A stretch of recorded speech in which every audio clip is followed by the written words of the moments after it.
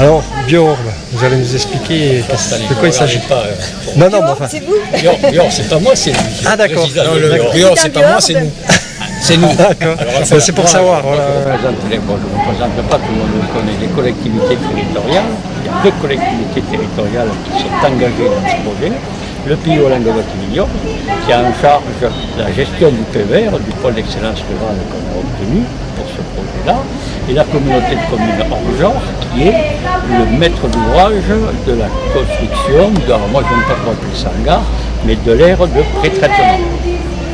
Aire de pré-traitement qui sera en partie totalement remboursée par un loyer que donnera la société Björn, qui est société aujourd'hui de loi 1901, l'association qui est une association aujourd'hui de loi 1901, mais dès que les moyens financiers le permettront, c'est-à-dire que les premières recettes vont arriver, on va se transformer dans une SIC, qui est une forme de coopérative.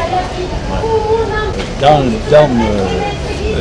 Björn PPAM, l'association, il y a 4 collèges. Un collège de scientifiques et le CAD. Le CAD, c'est scientifique. J'en compte en même temps, mais ce sont des scientifiques. Il y a évidemment un collège d'agriculteurs. Il y a un collège de collectivité territoriale et un collège un peu particulier qui est le collège des industriels locaux qui sont là pour nous aider et qui nous aident essentiellement pour les analyses économiques et financières. Je suis Garnier Thierry, donc je suis viticulteur sur Autobahn. Et donc depuis 2 ans je suis producteur de plantes aromatiques et médicinales et donc en charge de la pépinière d'Iris qui est chargée d'alimenter les agriculteurs sur la haute vallée de Loire. D'une part, et je suis aussi en charge des essais d'électrisme d'une part. Et on fait des plantations de grenadiers, mais qui sont en même temps sur Roquebrune et sur Mons-la-Trégal, où on a mis un berger plus de 50 000 arbres, c'est 80 ans. L'initiative qu'avait présentée Jean-Claude de partir sur des plantes aromatiques et médicinales m'intéressait au plus haut point. Et le projet donc, qui a été mis en place donc, avec le pays, la communauté de communes, le cadre, les agriculteurs et les industriels locaux, me paraissait intéressant pour la reconnaître des friches et la relance un peu de l'agriculture sur la haute-vallée, sachant qu'on ne fera pas de miracle, il ne faut pas s'emballer là-dessus. Mais si on peut déjà installer quelqu'un, chaque personne qu'on installe, c'est du monitoire chaque jour. 3 ans et après qu'il y avait déjà plus de 10 ans d'abandon en tant que tel. C'est vraiment de la reconquête de friches sur l'ensemble des 5 hectares et demi qu'on a actuellement en production. Sur les 3, donc Iris, Hélicris et Grenadier. Et on a par ailleurs deux petits essais sur l'artichaut qui ne donnent pas les résultats escomptés et un sur les mérocales. Voilà. Jean-Claude Bacou, je suis le président du cadre des jardins méditerranéens à Roquebrune. Dans l'activité du jardin, c'est d'une part les visites, mais aussi essayer de trouver une diversification de cultures dans le coin. Donc, il y a 20 ans en arrière, c'était le pionnier qui a été mis en place, d'accord. Et là, actuellement, on a fait des essais sur l'iris et on a la chance sur le jardin d'avoir un clone d'iris qui est relativement riche en iron. L'iron, c'est le principe actif de recherche des parfumeurs, d'accord. Donc la difficulté sur l'iris, c'est qu'on reproduit, comme l'a dit Thierry tout à l'heure, d'accord, à partir d'1 hectare, on met en place cette année, on fera 3 hectares l'an prochain. Mais on ne peut pas en faire plus, d'accord, il faut attendre que ça se produise. Mais après, ça peut aller de façon exponentielle assez vite. Donc l'intérêt pour les agriculteurs, c'est qu'ils ont au départ un contrat de culture avec la société, d'accord, qui s'engage à racheter la production et qui leur verse même un acompte chaque année sur la récolte à venir. En contrepartie, ils ont le droit de venir contrôler, voir ce qui se passe 2 fois par an, d'accord, sur le terrain. Je pense que c'est du gagnant-gagnant pour chacun, d'accord. C'était les parfumeurs qui achètent, les clients qui achètent les raisons, d'accord, les raisons, d'accord. Mais on ne peut pas dire qui c'est parce que ces gens-là ont un goût très prononcé du secret.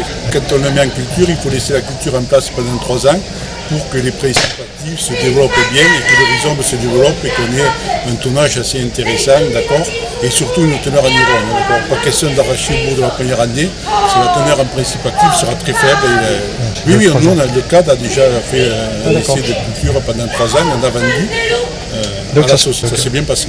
Si vous voulez, théoriquement, je pense que la culture de l'iris peut se faire jusqu'à 300-400 mètres, d'accord, mais en exposition sud à ce moment-là, en exposition sud, ok. Et il faudra faire par contre attention dans ces zones-là de bien récolter l'iris comme c'est préconisé par nous, en particulier CAD, début juillet, d'accord. Il faut savoir qu'après la récolte de l'iris, le lavage des rhizomes et tout ça, vous avez à la charge de l'agriculteur, c'est prévu dans le contrat théoriquement, une période, si vous voulez, pendant un mois, où vous devez laisser vos rhizomes au soleil, d'accord, dans des couches relativement minces, 10 cm. Alors, je ne vais pas rentrer dans les détails, mais vous avez une réaction photochimique qui se produit dans le rhizome à ce niveau-là, d'accord. Il faut même que les gens s'engagent, si vous voulez, à retourner un peu la couche pour que tous aient droit à une certaine exposition au soleil, d'accord. Une exposition au soleil, 300-400 mètres, ça peut aller, sans problème. Sur le terrain debout. Là. Pourquoi là-bas? Parce qu'il y a une prise d'eau importante pour une machine, d'accord. Il en a besoin pour le lavage d'avoir un débit d'eau assez important. Par la suite, il y a une aire de traitement de pré-transformation qui est prévue sur le Mosela Trigal pour traiter l'ensemble de la production locale. Vous voyez où est la carrière? C'est une carrière, c'est juste le terrain qu'à côté. D'abord, les élus ne sont pas pour récupérer les bénéfices. Ça, c'est la première chose. Les élus ne sont pas là pour ça. Les élus ont engagé, un pôle d'excellence rurale pour aider les agriculteurs.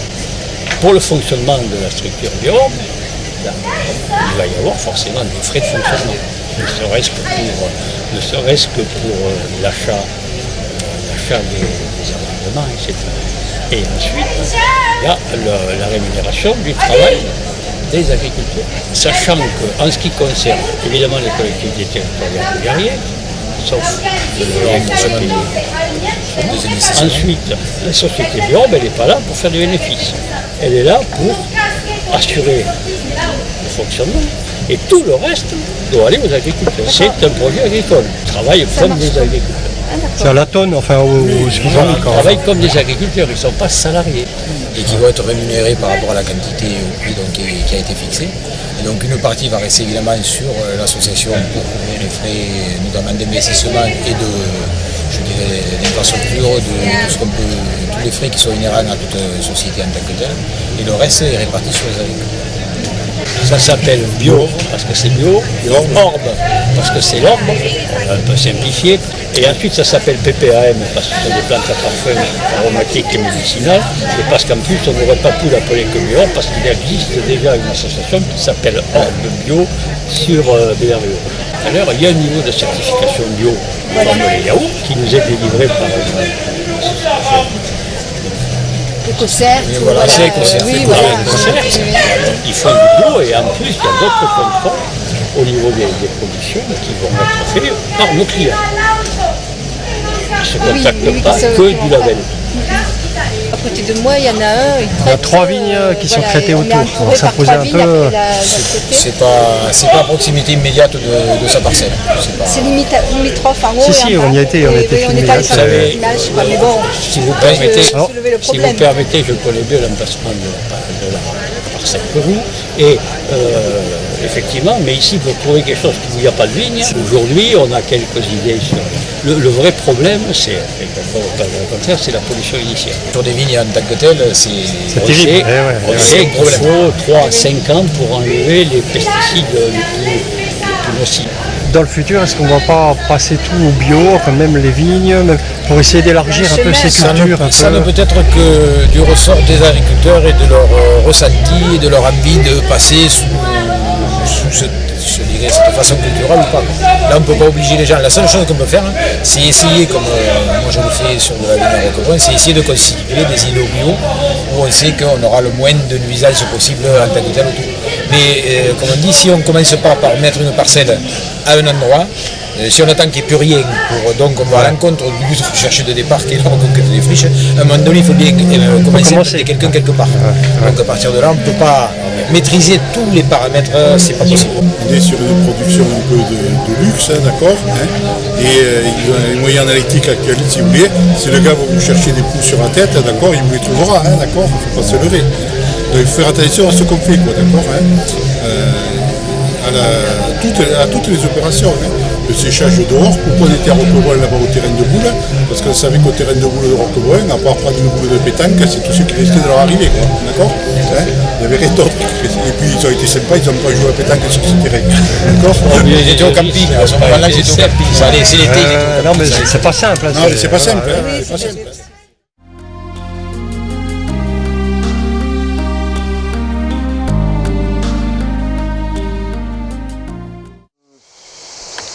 Au mois de février 2014.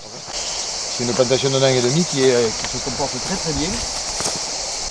Quand on parlait hier de préparation du sol par exemple, ce qu'il faut éviter de faire sur ce genre de culture, c'est justement de partir avec des antécédents, chien dents ou autres dessus, pour que vraiment partir sur des sols très propres. C'était de dire aux gens que ce qui est le plus important, c'est la préparation des sols avant plantation. Et nous, on s'est fait avoir comme toute personne qui connaît déjà l'agriculture mais qui n'en fait pas assez, et on s'aperçoit que c'est beaucoup plus difficile à mettre en place qu'une culture traditionnelle type vigne ou autre. Bon, mais en plus c'est en bio maintenant, donc si on ne fait pas l'effort avant plantation, on peut mettre des cultures en place justement qui sainissent les sols pour pas que le chêne d'arbre pousse, par exemple des céréales ou quoi, qui font un couvert végétal qu'on va renfouir, qui vont faire un apport d'humus et autres dessus.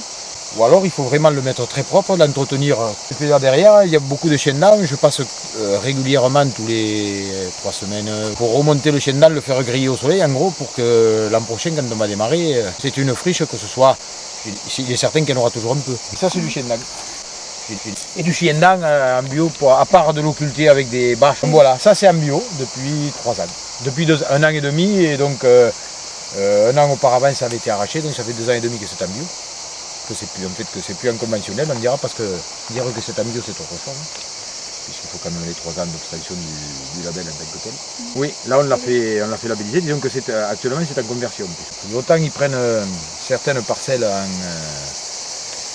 en bio directement quand on est sur des friches qui sont pas exploitées depuis X années, qu'on peut faire la preuve derrière qu'elles n'ont que 3 ans, 5 ans ou 10 ans qu'il y a une friche dessus. Et là ils peuvent les prendre directement en bio. Sinon sur de la reconversion comme ça, donc il faut 3 ans minimum pour obtenir un label bio. Et là-bas c'est un monorang. Donc il y a un seul rang tous les 90 cm, et planté tous les 25 sur le rang. Là on est à 91 mètres entre les rangs, et 2 rangs distants de 50 cm, plantés à 30 cm sur le rang. Et en fait, ça permet à terme, les 2 rangs ferment le milieu, donc il n'y a plus de développement de végétation au milieu. Cette partie-là, et entre les 2 rangs d'iris, on la travaille en gros 1 an.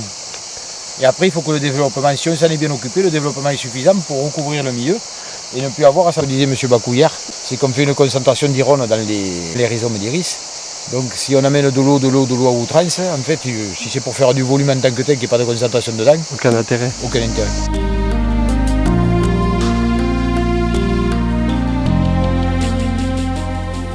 Ça c'est de l'échrysome italicum. Mais c'est parce qu'après il y en a plusieurs espèces différentes. Bactéricide, anti-inflammatoire, cicatrisant, c'est utilisé dans tous les domaines. En termes de reprise, il doit y avoir là 10% de manquant.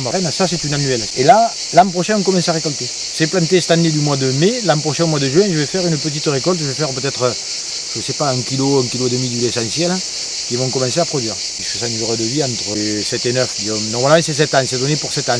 Sur cette plante-là, les débouchés sont assurés avant plantation. L'iris c'est aussi assuré avant plantation, mais c'est sur une récolte 3 ans après. On est en contact avec la coopérative de distillerie coopérative de Murville, qui sont les voisins, et qu'on aimerait bien aussi faire travailler à ce niveau-là pour qu'eux ils distillent déjà du thym. Normalement, dans la plante, ça fait comme la lavande, c'est quelque chose qui va faire en gros 80 de large sur au moins 60 par 60, donc ça va occuper cet espace-là. Et après on fait une coupe horizontale ou autre, et on prend une partie on prend la fleur et une partie et la pousse de la nez autre, c'est-à-dire qu'on rase, et après ça repart du pied, on recommence. Et ce champ-là, donc, il est amené à faire soit de l'immortel, soit des iris. Donc on le travaille pour que justement il soit le plus propre possible à la plantation, ou cet hiver ou l'année prochaine. Là on est dans un environnement, Ouais, c'est vrai que tout ce côté-là, c'est vraiment... il n'y a plus rien, quoi. La seule vigne qu'il y a, c'est celle-là, là-bas, Ouais. qui est traitée par hasard, et qu'à terme peut-être on la récupérera avec le frangin, parce que